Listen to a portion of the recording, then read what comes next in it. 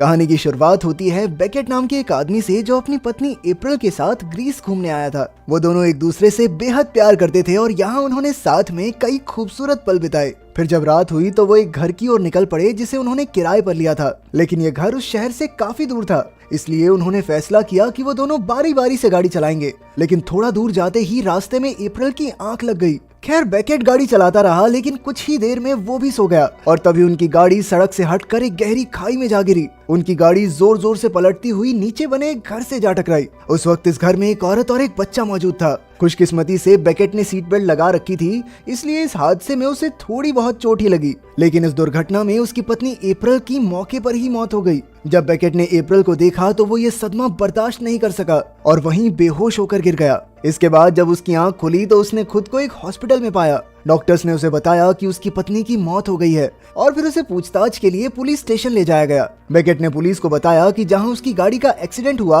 उस घर में एक औरत और एक बच्चा मौजूद थे। उसने पुलिस वालों से पूछा कि वो दोनों तो ठीक है ना, लेकिन पुलिस वाले ने कहा कि जहां उसकी गाड़ी का एक्सीडेंट हुआ वो घर तो कई सालों से बंद पड़ा है, इसलिए वहां किसी का होना तो नामुमकिन है। पर बेकेट ने उसकी बात पर ज्यादा ध्यान नहीं दिया। वो पुलिस स्टेशन से निकलकर उसी घर की ओर निकल पड़ा जहां उसकी पत्नी की मौत हुई थी। जैसे ही वो घर में पहुंचा तो पीछे से एक औरत ने आकर अचानक उस पर गोली चला दी। हमला होने पर बेकेट तुरंत वहां से भाग निकला, पर तभी उसे उसी पुलिस वाले की आवाज सुनाई दी जिससे वो अभी मिलकर आ रहा था। पुलिस वाले ने बताया कि ये लड़की भी पुलिस में ही है और उसे गलतफहमी हो गई थी, इसलिए उसने बेकेट पर हमला किया। उसने बेकेट को विश्वास दिलाया कि वो उसे कोई नुकसान नहीं पहुंचाएंगे। आखिरकार बेकेट झाड़ियों से बाहर निकला, लेकिन तभी पुलिस वाली और उस ऑफिसर ने मिलकर फिर से बेकेट पर गोलियां चला दी। बेकेट काफी जख्मी हो गया था, लेकिन फिर भी वो उनसे बचकर वहां से भाग निकला। वो एक छोटी सी चट्टान से नीचे कूदा और दौड़ता रहा।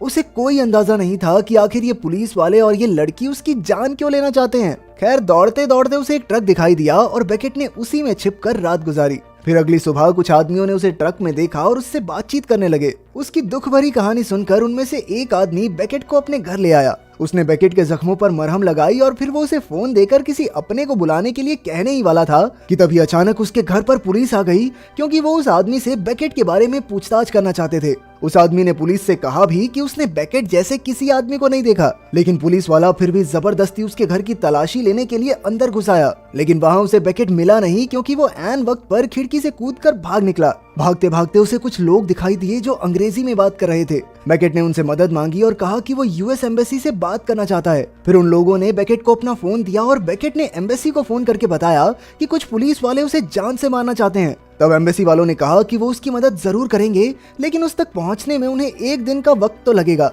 इस पर बेकेट ने कहा कि ना ये थोड़ा ज्यादा जल्दी हो जाएगा, एक काम करता हूँ मैं ही आ जाता हूँ, पागल आदमी एक दिन में मुझे मार दिया तो। आखिरकार उसने उन लोगों का फोन लौटाकर उनका शुक्रिया अदा किया और अपने रास्ते पर निकल पड़ा। कुछ ही देर में वो एक ट्रेन स्टेशन पर पहुंचा, जहां से ट्रेन लेकर वो अमेरिकन एम्बेसी तक जा सकता था। पर जैसे ही वो ट्रेन में घुसा तो एक पुलिस वाले ने उसे देख लिया और वो भी बेकेट के साथ जाकर बैठ गया। ऑफिसर उसका पीछा करते करते यहाँ तक आ पहुंचा था। अब बेकेट ने ऑफिसर के चंगुल से बच निकलने की कोशिश की, लेकिन ऑफिसर ने उसे बुरी तरह पीटना शुरू कर दिया। उसने सभी यात्रियों से कहा कि बेकेट एक खूंखार अपराधी है और वो उसे पुलिस स्टेशन ले जा रहा है। तभी ऑफिसर ने बेकेट पर गोली चलाने की कोशिश की, लेकिन बेकेट ने उसका हाथ मरोड़ दिया और गोली ऑफिसर के पैर में जा लगी। इसी मौके का फायदा उठाकर वो ट्रेन से भाग निकला और रास्ते में उसने किसी का फोन लेकर एम्बेसी को फिर से कॉल किया। लेकिन जब एम्बेसी ऑफिसर को ये पता चला कि बेकेट के हाथों एक पुलिस वाले को गोली लगी है, तो उसने कहा कि जब तक बेकेट खुद को पुलिस के हवाले नहीं करता तब तक वो उसकी कोई मदद नहीं कर पाएंगे। इस पर बेकेट का दिमाग बुरी तरह घूम गया। अबे पागल, वो मुझे अरेस्ट नहीं करना चाहते, गोली मारना चाहते हैं, समझ में आ रहा तुझे? अब वो चुपचाप आगे बढ़ता रहा, लेकिन तभी अचानक उसे कई दीवारों पर एक तस्वीर दिखाई दी। ये तस्वीर उसी बच्चे की थी जिसे उसने एक्सीडेंट के वक्त घर में देखा था। अब बेकेट उन लोगों के पास गया जो ये तस्वीर चिपका रहे थे और उनसे इस बच्चे के बारे में पूछा। तब जाकर ये खुलासा हुआ कि ये बच्चा करास नाम के काफी बड़े नेता का बेटा था।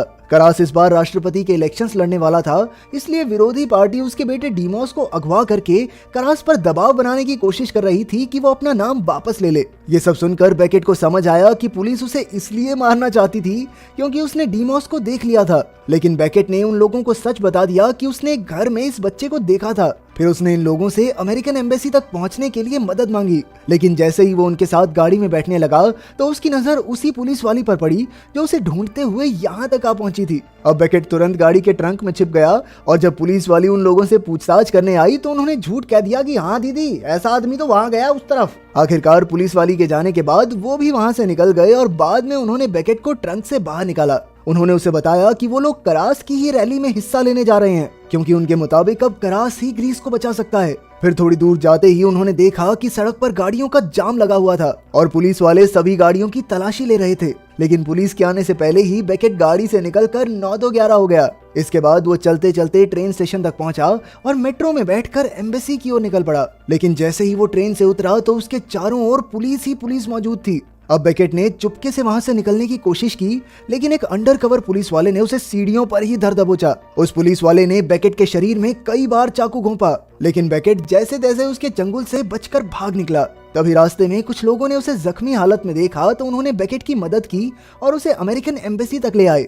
आखिरकार एम्बेसी पहुंचकर बेकेट ने सुख की सांस ली। एम्बेसी वालों ने उसका इलाज करवाया और फिर स्टेफन नाम का एक ऑफिसर उससे मिलने आया। उसने बेकेट को बताया कि उसकी पत्नी की लाश 1 घंटा पहले ही यहाँ आई है। अब उसे वापस अमेरिका पहुंचाने की तैयारियां की जा रही थी। इसके बाद बेकेट ने ऑफिसर को शुरुआत से लेकर अब तक जो कुछ भी हुआ सारी बात बताई। स्टेफन ने उसे बताया कि पहले तो पुलिस उसे अंडरकवर होकर मारना चाहती थी, लेकिन जब से उसने एक पुलिस वाले के पैर में गोली मारी है तब से पुलिस ने उसे एक अपराधी घोषित कर दिया है। स्टेफन ने उसे सलाह दी कि उसे खुद को ग्रीक पुलिस के हवाले कर देना चाहिए, तभी एम्बेसी उसकी कुछ मदद कर पाएगी। उसने बेकेट को भरोसा दिलाते हुए कहा कि उसकी सुरक्षा के लिए वो अपने एक ऑफिसर को उसके साथ पुलिस स्टेशन भेजेंगे। इसके बाद वो सुरक्षित एम्बेसी में वापस लौट सकता है। स्टेफन ने कहा कि भाई डरने की कोई बात नहीं है, मैं पूरी जांच के दौरान तेरे साथ ही रहूंगा वहाँ पे। इसके बाद वो दोनों एक गाड़ी में बैठकर पुलिस स्टेशन की ओर निकल पड़े, लेकिन बेकेट को अब भी लग रहा था कि दाल में कुछ काला है, और हुआ भी कुछ ऐसा ही।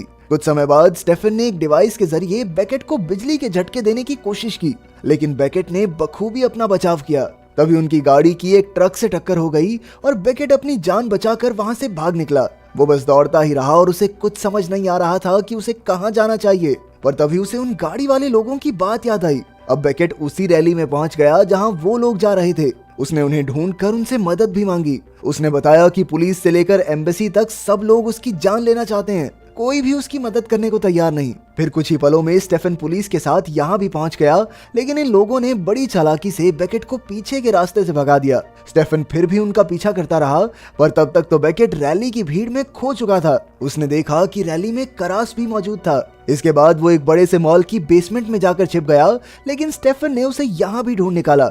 वो बेकेट को जान से मारने ही वाला था कि तभी उसे एक जरूरी फोन आ गया। बेकेट ने इस मौके का फायदा उठाकर एक पत्थर उठाया और स्टेफन पर हमला कर दिया, लेकिन स्टेफन ने गिड़गिड़ाते हुए उससे कहा कि अब वो उसे नहीं मारेगा। असल में अभी आए फोन से उसे खबर मिली थी कि करास के विरोधियों ने उसे मार डाला था, इसीलिए बेकेट से उन्हें कोई खतरा नहीं था। फिर स्टेफन ने उसे बताया कि असल में करास ने चुनाव जीतने के लिए माफिया से कर्जा लेकर लोगों पर खर्च किया था, लेकिन करास कर्ज चुका नहीं पाया, इसलिए उनके गुंडों ने डीमॉस को अगवा कर लिया। पर आम लोगों को लगा कि विरोधी पार्टी करास को चुनाव से हटाने के लिए ये चाल चल रही है। खैर अब तो करास मर चुका था, इसलिए स्टीफन ने बेकेट से कहा कि वो बिना डरे बाहर जा सकता है, लेकिन बेकेट को अब भी उस पर यकीन नहीं था, इसलिए उसने स्टेफन को पीटकर बेहोश कर दिया। इसके बाद उसने स्टेफन की बंदूक उठाई और बाहर निकल आया। तभी उसकी नजर उसी पुलिस वाली पर पड़ी जो शुरुआत से उसकी जान लेना चाहती थी। बेकेट ने उसका पीछा करके देखा कि वो उसी पुलिस वाले की गाड़ी में बैठी थी जिसने उस पर चाकू से वार किया था। अब बेकेट का दिमाग सटक गया और उसने उन दोनों पर गोलियां चलाकर जख्मी कर दिया। बदले में पुलिस वाली ने भी उस पर गोली चलाई, लेकिन बेकेट ने उसे पीट पीट कर बेहोश कर दिया। इसी बीच वो दूसरा पुलिस वाला भाग निकला। बेकेट ने उसका पीछा करने की कोशिश की, लेकिन वो उसे पकड़ नहीं पाया। फिर भी वो अचानक बिल्डिंग की छत से कूद गया और नीचे जा रही ऑफिसर की गाड़ी पर जा गिरा। उसने जबरदस्ती ऑफिसर को बाहर निकाला और बुरी तरह पीट पीट कर उसे भी बेहोश कर दिया। कुछ ही पलों में काफी भीड़ जमा हो गई और अब लोगों को ऑफिसर की गाड़ी के ट्रंक से आवाजें सुनाई देने लगी। जब उन्होंने ट्रंक खोला तो उसमें से डीमॉस निकला। तब यह खुलासा हुआ कि पुलिस भी माफिया से ही मिली हुई थी। आखिरकार डीमॉस को अपने घर पहुंचा दिया गया और अपना बेकेट भी बदले बदले लेके अपने देश वापस लौट आया।